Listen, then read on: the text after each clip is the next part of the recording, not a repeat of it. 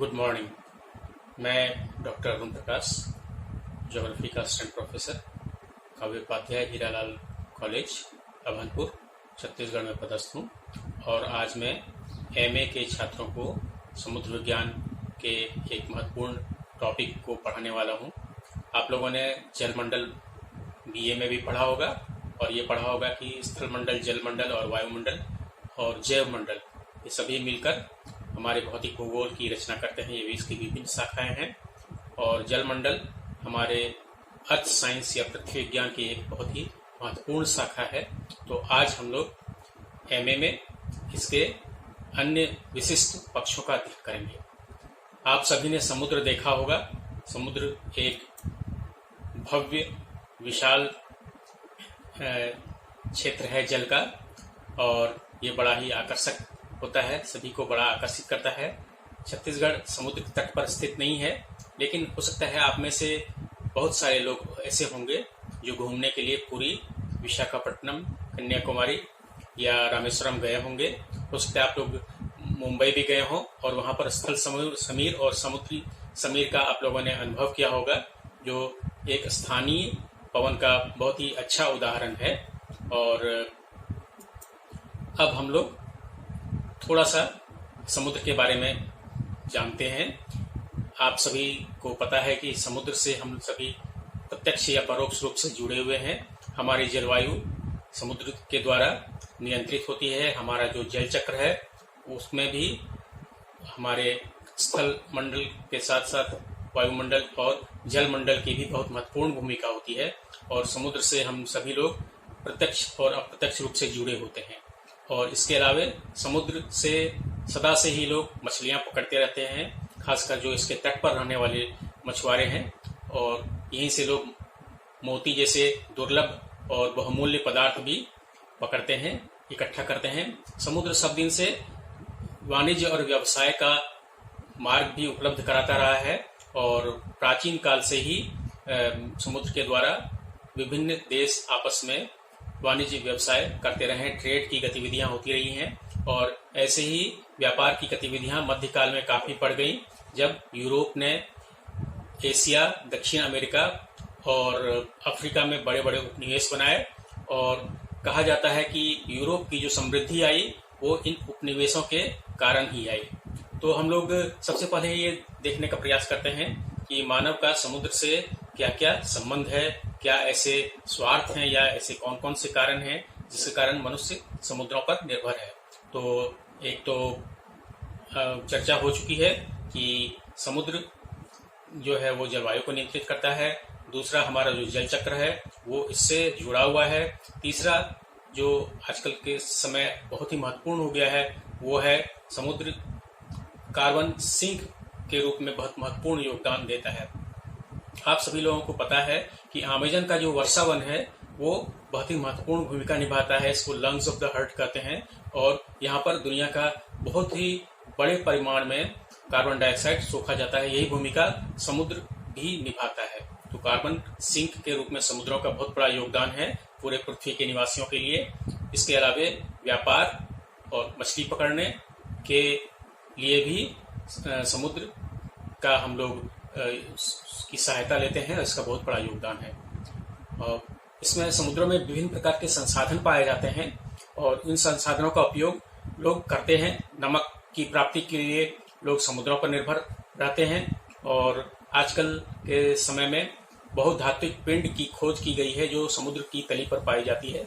इसमें किसी भी देश की अर्थव्यवस्था में आने वाले समय में ये एक महत्वपूर्ण भूमिका निभा सकता है, क्योंकि पृथ्वी पर जो उपलब्ध खनिज संसाधन है धीरे धीरे समाप्त हो रहे हैं और मनुष्यों की जनसंख्या काफी बढ़ रही है, औद्योगिक गतिविधियां काफी बढ़ रही हैं और ये जो संसाधन है धीरे धीरे समाप्त होते जा रहे हैं। तो इस समय लोगों का ध्यान समुद्र में पाए जाने वाले बहुधात्विक पिंडों की ओर भी गया है।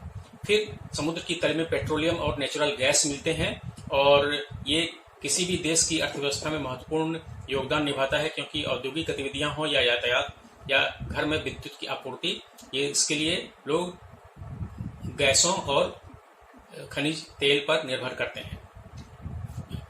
इसी प्रकार एक गैर परंपरागत ऊर्जा के स्रोतों की खोज हो रही है आजकल। इसमें से जो समुद्री टाइडल पावर है इसकी भी, या ज्वारी ऊर्जा, इस पर भी लोग काफी अनुसंधान कर रहे हैं और कई जगह विभिन्न तकनीकी संस्थाएं इसका उत्पादन भी करने लगी हैं, खासकर समुद्र तटीय क्षेत्रों में रहने वाले। फिशिंग के लिए समुद्र जाना जाता है। प्राचीन काल से ही लोग समुद्रों पर मछली के लिए निर्भर हैं और आजकल सी फूड का बहुत प्रचलन बढ़ गया है, लोग काफी पसंद भी करते हैं। तो पहले लोग छोटे छोटे नौका में जाते थे मछली पकड़ने के लिए। आजकल बड़े बड़े जहाज होते हैं जो पूरे यंत्रीकृत होते हैं और बड़े बड़े रेफ्रिजरेटर उनमें होते हैं, और जब वो निकलते हैं तो इकट्ठे कई सप्ताह तक तट से दूर ही रहते हैं। और इस प्रकार मछली का व्यवसाय बहुत ही महत्वपूर्ण हो गया है, खासकर यूरोप, उत्तरी अमेरिका, जापान और चीन जैसे देशों में, जहां प्रोटीन के लिए लोग मछली पर बहुत अधिक निर्भर करते हैं। एक और मुद्दा है समुद्र से आजकल हम लोग आइसबर्ग भी लेने लगे हैं। आप लोगों को पता है कि जो आइसबर्ग होते हैं, बड़े बड़े हिमशैल होते हैं, और ये बहते हुए कई बार आर्कटिक से टूटकर बहुत दूर तक चले आते हैं, और बहुत सारे देश जहां मीठे जल की प्राप्ति नहीं होती है वे इन आइसबर्ग का उपयोग करके मीठे जल की प्राप्ति करते हैं, खासकर मध्य पूर्व के देश इसके लिए बड़े पैमाने पर टेंडर भी निकालते हैं और बहुत सारी कंपनियां इन्हें आइसबर्ग की आपूर्ति करती हैं। फिर हम लोग यातायात के लिए समुद्र पर निर्भर करते हैं, और यातायात दो तरह का होता है। एक तो वाणिज्यिक यातायात, खासकर आयात और निर्यात से संबंधित। जो विकासशील देश हैं उनमें कच्चे माल की अधिकता होती है, कच्चे माल की अधिक आपूर्ति करते हैं, और जो विकसित देश होते हैं वो बना बनाया सामान इन देशों को निर्यात करते हैं। तो इस प्रकार यातायात का पहला जो पक्ष है वो व्यापारिक है, और दूसरा पक्ष है वो यात्रियों से संबंधित है। बहुत सारे यात्री के जहाज, खासकर वायुयान उद्योग के आने के पहले और आज के युग में भी इसका महत्व बना हुआ है। लोग आजकल बड़े बड़े क्रूज बन गए हैं, और जो विकसित देश हैं वो इन भव्य क्रूज पर जाना पसंद करते हैं और कई कई दिनों तक समुद्र में रहते हैं। तो यातायात के रूप में भी समुद्रों का बहुत बड़ा योगदान है। अगला जो योगदान का क्षेत्र है वो है, समुद्र से हम जुड़े हुए हैं, वो है शिपिंग से के अलावे नेविगेशन रूट को लेकर, और यहाँ पर सेफ्टी या सुरक्षा के बारे में एक नया पक्ष उभर कर आया है कि बहुत सारे समुद्रों में, खासकर हिंद महासागर में दस्यु की समस्या, पूर्वी अफ्रीका के कुछ देश हैं, सोमालिया इत्यादि, जहां पर दस्युओं के कई गिरोह रहते हैं जो जहाजों का अपहरण करते हैं और उनसे पैसे पाने के बाद ही उन्हें छोड़ा जाता है, और बहुत सारी सरकारों के लिए एक बहुत बड़ा सिरदर्द बन गया है। और एक और पक्ष जो है वो कस्टम ड्यूटी का है, क्योंकि जब भी वाणिज्य और व्यापार की बात होती है तो कर की बात होती है, कराधान की बात होती है। हर राष्ट्र के कर की प्राप्ति में जो अपतटीय कर होते हैं वो बहुत ही महत्वपूर्ण होते हैं, क्योंकि बाहर से जब भी सामान का आयात होता है तो उन्हें कर चुकाना पड़ता है। इसी प्रकार हर देश अपने संसाधन में, अपने राजस्व में वृद्धि करते हैं। फिर एक और पक्ष जो है वो है समुद्र का, वो है आधुनिक पक्ष है ये, वो है जहाजों से रिसने वाला तेल। आप सभी को मालूम है कि रोज प्रतिदिन सालों भर सैकड़ों हजारों जहाज लगभग सभी समुद्रों में तेल का परिवहन करते हैं। हर देश को तेल की आवश्यकता होती है, और जो ओपेक देश हैं या रूस हैं, अमेरिका है, संयुक्त राज्य अमेरिका, ये सभी तेल का बड़ी मात्रा में निर्यात करते हैं। और कई बार समुद्र में दुर्घटनाएं घट जाती हैं और तेल का बड़े पैमाने पर रिसाव होता है। ये रिसाव जो होता है वहाँ के रहने वाले समुद्री जीव जंतुओं के लिए बहुत ही हानिकारक होता है, और इसके लिए भी बहुत सारे नियम बनाए गए हैं। ये समुद्री जीवन का एक नया पक्ष है। और अंतिम पक्ष जिसकी चर्चा मैं करना चाहूंगा वो है समुद्री सीमा की। समुद्री सीमा पहले बहुत ही खासकर 17वीं 16वीं शताब्दी या मध्य युग में कह लें तो बहुत महत्वपूर्ण पक्ष नहीं था। लोगों को सिद्धांततः कहीं भी आने जाने की स्वतंत्रता थी, वो वाणिज्य व्यवसाय कर सकते थे, यात्री के पोत चला सकते थे, और उन्हें किसी प्रकार की बाधा या कोई बंधन नहीं था। लेकिन अब समुद्री सीमा के रूप में 12 नॉटिकल मील दूर तक हर देश को टेरिटोरियल बाउंड्री दिया गया है कि ये आपकी सीमा है, और इसके बाद का क्षेत्र जो है वो एक्सक्लूसिव इकोनॉमिक जोन कहलाता है। और उसके आगे का जो क्षेत्र है 200 नॉटिकल मील दूर का के आगे का क्षेत्र उसे हाई सी कहते हैं, जहां पर किसी भी देश का जो पोत है वो आ जा सकता है उन्मुक्त रूप से, उसे किसी खास नियम का पालन नहीं करना पड़ता है। तो हम लोग अब जल्दी से देखें कि समुद्र के नियम को बनाने की आवश्यकता क्यों पड़ी। इसकी पृष्ठभूमि ये है कि ये 17वीं शताब्दी का जो नियम था वो सिद्धांत एक था, नियम नहीं कह सकते हैं, सिद्धांत था। वो था इंडिपेंडेंस या फ्रीडम ऑफ सी। हर समुद्र स्वतंत्र है, किसी को आना जाना है या उसका उपयोग करना है तो हर देश हर राष्ट्र स्वतंत्र है, कोई बंधन या व्यवधान नहीं है। लेकिन 20वीं शताब्दी में जब तीव्र औद्योगिकीकरण हुआ, जो विकसित देश हैं वहां पर बहुत अधिक निर्मित माल बनने लगे और उन्हें कच्चे माल की आवश्यकता होने लगी, तो आयात और निर्यात काफी बढ़ गया, बने हुए सामान का निर्यात करना और कच्चे माल मंगवाना। तो उस दौरान समुद्रों का बहुत अधिक उपयोग बढ़ गया, और इसके साथ साथ उसी समय बहुत सारे देशों को ये पता चला कि समुद्र जो है वो संसाधनों का भंडार है, और बहुत सारे भंडार ऐसे हैं जो स्थल में भी हैं लेकिन ये अब समाप्ति की ओर अग्रसर हैं। तो जल्दी से जल्दी उन पर कब्जा कर लिया जाए या दावा कर लिया जाए। तो बहुत सारे जो विकसित देश हैं उन लोगों ने समुद्र के संसाधनों का विदोहन बढ़ा दिया और दावा भी करने लगे। तो एक जरूरत महसूस हुई, पूरी दुनिया के देशों को जरूरत महसूस हुई कि जल्दी से एक नियम बनाया जाए जो सबके द्वारा स्वीकार किया जाए। तो इसी कारण एक समुद्री नियम बनाने की आवश्यकता महसूस हुई। इसी समय बड़े बड़े जहाज पकड़ने वाली मछलियां आ गई, और यातायात के कारण बहुत अधिक पॉल्यूशन भी बढ़ गया समुद्र में, और अक्सर तेल के टैंकर से तेल भी रिसने लगे।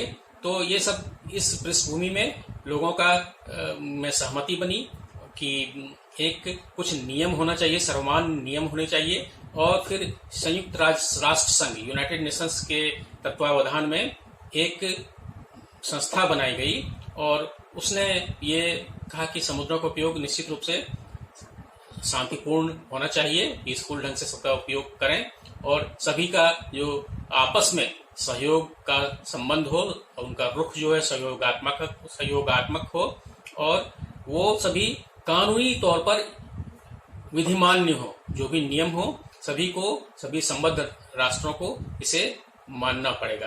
तो इस प्रकार इन्होंने जो नियम बनाए उसके लिए एक संस्था बनी। संस्था का नाम था इंटरनेशनल मैरीटाइम ऑर्गेनाइजेशन, IMO जिसे कहते हैं संक्षेप में। और इसने एक कन्वेंशन का विकास किया है। इस कन्वेंशन में बहुत सारी संधियां हैं, बहुत सारे ट्रीटीज हैं और लॉज हैं, कानून हैं बहुत सारे। और इन कानूनों में जो मुख्य कानून है आप नोट कर लें। पहला नियम है शिपिंग से संबंधित या नौकायन से संबंधित। ये नौकायन ट्रेड या वाणिज्य व्यवसाय से संबंधित है। और दूसरा है जो पैसेंजर वाले जो फ्लीट हैं उससे संबंधित है। दूसरा जो नियम उन्होंने बनाया वो ऑफेंस या आक्रमण को लेकर किया, और इसमें आज के युग में पायरेसी जो है, अपहरण, नौकाओं का या जहाजों का अपहरण, ये महत्वपूर्ण मुद्दा बन गया है। तीसरा जो IMO का मुद्दा है वो है समुद्री जल में तेल के रिसाव का। चौथा मुद्दा उनके लिए महत्वपूर्ण था अंतर्राष्ट्रीय नियम, खासकर मत्स्यन में, मछली पकड़ने में और माइनिंग में। समुद्र की तली में खासकर पेट्रोलियम और नेचुरल गैस और बहुत धात्विक पिंड हैं, और लोग काफी इसका विदोहन कर रहे हैं। तो इसके लिए भी नियम इन्होंने बनाए। अगला नियम जो इन्होंने बनाया वो है समुद्री प्रदूषण पर, मैराइन पॉल्यूशन पर। और पॉल्यूशन काफी बढ़ गया है समुद्री गतिविधियों में, इसका एक बहुत बड़ा योगदान है। विभिन्न विकसित देश यहाँ पर जो विभिन्न प्रकार के कार्य कर रहे हैं उससे समुद्री का पर्यावरण काफी बिगड़ गया है। और चूंकि पृथ्वी एक ही है और स्थलमंडल हो या जलमंडल या वायुमंडल सभी समग्र रूप से जुड़े हुए हैं, और सभी का कल्याण तभी होगा जब सभी पर्यावरणीय दृष्टि से सुरक्षित होंगे, इसलिए समुद्री पर्यावरण पर भी काफी ध्यान दिया गया, जिसे इकोलॉजिकल पर्यावरण कहते हैं। और इसके बाद अंतर्राष्ट्रीय अगला जो बिंदु जिस पर आईएमओ ने नियम बनाए वो था अंतर्राष्ट्रीय ट्रेड पर। ट्रेड यानी यातायात, जो अंतर्राष्ट्रीय यातायात है, इसके लिए उन्होंने बल दिया कि ये सेफ हो और सिक्योर हो और इसमें सारे मुद्दे जो हों वो कानूनी ढंग से, वैधानिक ढंग से सुलझाए जा सके। इस पर बात हुई।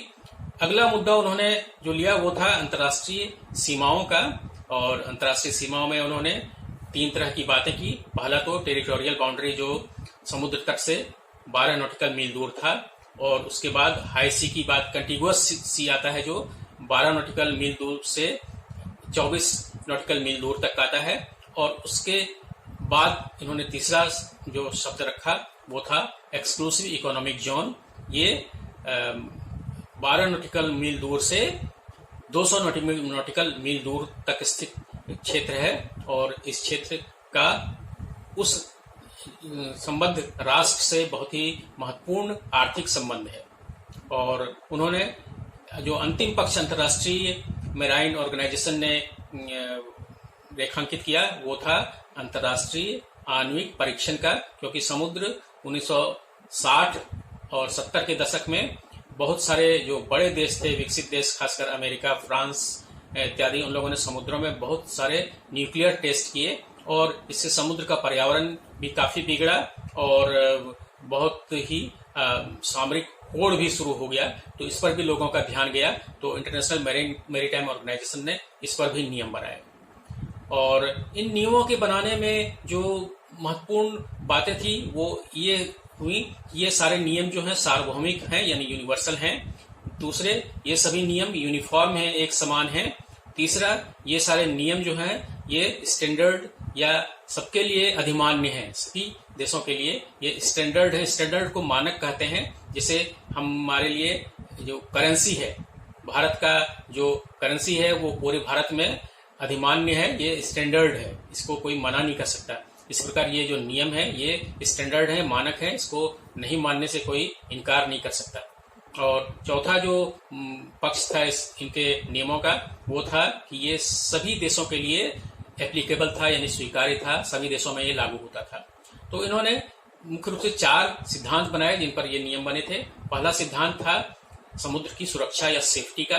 दूसरा सिद्धांत था जो नेविगेशन या नौकायन होता है इसकी सिक्योरिटी का, और इसी में सिक्योरिटी में ही आजकल जो दिक्कतें आ रही हैं वो दस्यु और अपहरण से संबंधित समस्याएं हैं।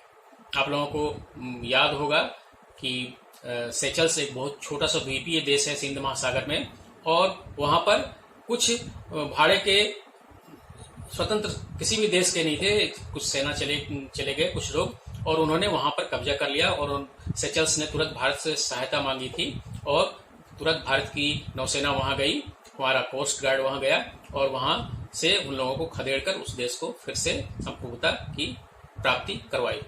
और तीसरा जो सिद्धांत है, प्रिंसिपल है, वो है कमर्शियल स्पिरिट। कमर्शियल स्पिरिट मतलब वाणिज्य का एक जो सिद्धांत होना चाहिए, एक स्पिरिट होना चाहिए। स्पिरिट को कहते हैं कि सब टीम भावना से काम करें। ये समुद्र जो है पूरी दुनिया के सभी देशों के लिए है, और यहाँ पर सभी मिलजुल कर टीम भावना से अपना अपना वाणिज्य का या आयात निर्यात का कार्य करें, और इसमें कोई न तो छोटा होगा न बड़ा होगा, और कोई किसी को बाधा नहीं डालेगा, कोई किसी को रोके टोकेगा नहीं। और चौथा जो सिद्धांत इन्होंने इन कानूनों को बनाने के समय अपनाया वो सिद्धांत था preventing contamination and environmental protection, यानी समुद्री पर्यावरण की सुरक्षा और विभिन्न प्रकार के जो इसमें पर्यावरण को प्रदूषित करने वाले जो कारक हैं उसको रोकना।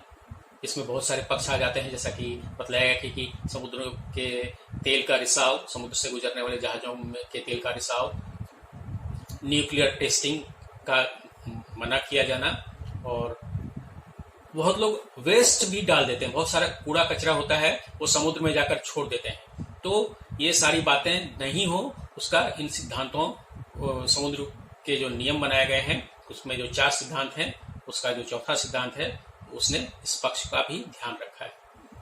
अभी आप देख रहे हैं यहाँ पर समुद्र का जो व्यापारिक मार्ग है ये हिंद महासागर का है, और इसमें आप देख रहे हैं ये मार्ग बिल्कुल स्पष्ट है। पूर्व में अफ्रीका है, पूर्व में ऑस्ट्रेलिया है और पश्चिम में अफ्रीका है, और उत्तर में भारतीय उपमहाद्वीप है। और ये ट्रेड रूट जो है हम लोगों के लिए बहुत महत्वपूर्ण है, भारत और उसके पड़ोसी राष्ट्रों के लिए। लेकिन यहाँ पर आप देखेंगे यहाँ पर बहुत अधिक जहाजों की संख्या नहीं दिख रही। यहाँ पर अब आप दूसरा चित्र देख रहे हैं। इस चित्र में अटलांटिक प्रशांत महासागर के का ट्रेड रूट दिखलाया गया है, और यहाँ पर देख रहे हैं उत्तरी अमेरिका से बहुत सारे जहाज जो हैं वो एशिया की ओर जा रहे हैं, और यहाँ चीन और जापान स्थित है विकसित देशों में। इसी प्रकार ऑस्ट्रेलिया भी है, ऑस्ट्रेलिया में भी बहुत सारे सामान की आपूर्ति उत्तरी अमेरिका से की जाती है। और इसके बाद हम लोग यूनाइटेड नेशंस का एक कन्वेंशन है उसकी चर्चा करते हैं। ये United Nations Convention on Law of Sea, ये 1982 में इस कन्वेंशन को बनाया गया, और इसमें जो है ये कुछ सिद्धांत बनाए गए। एक पहला जो था वो है नेविगेशन राइट या नौ वहन का अधिकार। दूसरा अधिकार था टेरिटोरियल बाउंड्री को सुनिश्चित किया गया जो तट रेखा से 12 नॉटिकल मील दूर था। तीसरा जो उन्होंने रेखांकित किया वो था एक्सक्लूसिव इकोनॉमिक जोन, जो तट 12 नॉटिकल मील दूर से 200 नॉटिकल मील दूर तक है। और इसके अलावा इन्होंने एक और मुद्दे को इसमें शामिल किया। वो मुद्दा था कॉन्टिनेंटल शेल्फ का, और कॉन्टिनेंटल शेल्फ का अधिकार दिया गया और कहा गया कि कई देशों के कॉन्टिनेंटल शेल्फ काफी विस्तृत हैं, और इसलिए इसमें कहा गया कि इसे 350 नॉटिकल मील दूर तक माना जा सकता है कुछ राज्यों के संदर्भ में। फिर इन्होंने इस जो कन्वेंशन हुआ यूनाइटेड नेशंस का कन्वेंशन, इसने एक और मुद्दे को अपने ध्यान में रखा। वो था अंतर्राष्ट्रीय सी बेड अथॉरिटी की स्थापना की गई। सी बेड में चूंकि बहुत तरह के खनिज मिलते हैं जो कि वाणिज्यिक और व्यावसायिक दृष्टि से हैं और उद्योगों के लिए बहुत महत्वपूर्ण है, तो उन्होंने एक अंतर्राष्ट्रीय सी बेड अथॉरिटी की स्थापना की 1982 में। और फिर एक और जो महत्वपूर्ण पक्ष इन्होंने ध्यान रखा वो था कन्फ्लिक्ट रिजोल्यूशन का, यानी जब भी विवाद होगा दो नौकाओं के बीच, चूंकि नौकाएं जो होते हैं या दो पोत होते हैं दो अलग अलग देशों के होते हैं, तो जब भी विवाद होगा तो उसके समाधान की उन्होंने बात किया, कन्फ्लिक्ट रिजोल्यूशन मैकेनिज्म की बात की। और इसके लिए उन्होंने कॉन्टिनेंटल शेल्फ के लिमिट या सीमा को भी अधिमान्य किया। तो समुद्र के समुद्र के का जो सिद्धांत है वो ये है कि सभी समुद्र स्वतंत्र हैं अपने, वहां पर कोई भी किसी भी प्रकार की गतिविधि करता है तो उसको उसकी स्वतंत्रता है। और दूसरी बात है कि जो समुद्री पर्यावरण है उसकी सुरक्षा होनी चाहिए, उसकी जो जैव विविधता है उसका पूरा सम्मान होना चाहिए, उसकी सुरक्षा और संरक्षा मिलनी चाहिए, क्योंकि ये पृथ्वी पर जीवन के लिए बहुत महत्वपूर्ण है। और शिपिंग और पॉल्यूशन के लिए नियम बनाए गए, ये पोलर कोड बनाया गया सन, ये बहुत ध्यान देने वाली बात है, सन 2017 में जो पोलर कोड बनाया गया। पोलर मतलब जो उत्तरी ध्रुव और दक्षिणी ध्रुव के जो समुद्र के क्षेत्र हैं उसके लिए भी नियम बनाया गया। जैसे आप वहां पर किसी भी प्रकार का वाणिज्यिक कार्य नहीं कर सकते, वहां का पर्यावरण बहुत ही विशिष्ट है, उसमें छेड़छाड़ नहीं होनी चाहिए, क्योंकि ऐसा होने से पृथ्वी का जो भावी स्वरूप है, भावी जीवन है, भावी जो बहुत सारी बातें हैं वो दुष्प्रभावित हो सकती हैं। इसलिए इस कोड के अंतर्गत लोगों को किसी भी प्रकार के आर्थिक और वाणिज्यिक गतिविधि करने से निषिद्ध किया गया। और अंत में पायरेसी की बात हुई, अपहरण की बातें हुई, उसमें सोमालिया एक बहुत ही ज्वलंत उदाहरण बना हुआ है। गिनी की जो खाड़ी है वहां भी अक्सर अपहरण की घटनाएं होती रहती हैं, और बहुत सारे ऐसे दस्यु के दल हैं जो वहां से गुजरने वाले जहाजों का अपहरण कर लेते हैं, और देश के दुनिया के विभिन्न देशों की जो सरकारें हैं उससे परेशान रहती हैं। उन्हें मुआवजा देकर अपने जहाज को और उनके यात्रियों को चालक दल को छुड़ाना पड़ता है। एक और संस्था है ISBA, इंटरनेशनल सी बेड अथॉरिटी, जिसकी अभी चर्चा हुई थी। उन्होंने मेटेलिक जो पॉलीमेटेलिक नोड्यूल्स होते हैं इसके बारे में नियम बनाए हैं। पॉलीमेटेलिक नोड्यूल जैसा कि आप लोगों ने पढ़ा है, मैंने भी बताया कि ये बहुत धात्विक पिंड होते हैं और आलू के आकार के या इससे थोड़े बड़े ऐसे लंप होते हैं, पिंड होते हैं जो समुद्र के बेड पर या तल पर पाए जाते हैं और इनमें बहुत सारे बहुमूल्य खनिज मिलते हैं धातु के। और चूंकि आप लोगों को मालूम है कि धातु जो हमारे स्थल मंडल में है वो उसका तेजी से समापन हो रहा है, क्योंकि उसका बहुत अधिक उपयोग होने लगा है आजकल। तो सभी देश की निगाह जो है, खासकर जितने विकसित देश हैं, इन समुद्रों में पाए जाने वाले बहुत धात्विक पिंडों पर है। तो अंतर्राष्ट्रीय सी बेड अथॉरिटी ने इसके लिए भी नियम बनाया है। और एक बहुत अच्छी बात यह है कि भारत को अंतर्राष्ट्रीय सी बेड अथॉरिटी ने 75,000 किलोमीटर का क्षेत्र दिया है ये सेंट्रल इंडियन ओशन बेसिन में। और ये 75,000 वर्ग किलोमीटर का जो क्षेत्र है, यहाँ पर भारत शासन को मैपिंग करने की आवश्यकता है। इसके लिए उसने कई संस्थाएं भी बनाई हैं। इसके लिए काफी पूंजी भी चाहिए, प्रौद्योगिकी भी चाहिए, लेकिन ये भविष्य का एक बहुत महत्वपूर्ण और बहुत अच्छा निवेश है। और इसमें अगर हमें सफलता मिलती है तो देश के उद्योग धंधे, वाणिज्य और लोगों के सामाजिक आर्थिक विकास में एक महत्वपूर्ण कदम होगा। और यह जो बहुत धात्विक ऐसे पिंड हैं उसमें निकेल, जस्ता,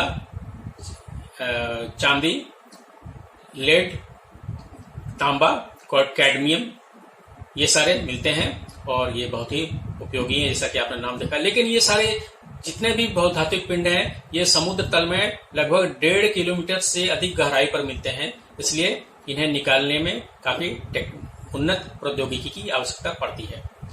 और हमारे पास कहा जाता है कि लगभग 380 मिलियन टन का रिजर्व है इन बहुत धात्विक पिंड का।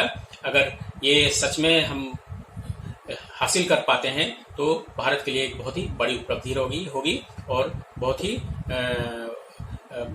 बड़ी बात होगी, एक हमारे लिए वरदान भी होगा। लेकिन यहाँ पर प्रश्न है इकोनॉमिक वायबिलिटी का, यानी आर्थिक रूप से हम कितना इसका वायबल है, मतलब कि सक्षम है कि जितना हम निवेश करेंगे क्या हम उससे अधिक की प्राप्ति कर पाएंगे। तो इकोनॉमिक वायबिलिटी यहाँ पर एक बहुत महत्वपूर्ण सवाल है।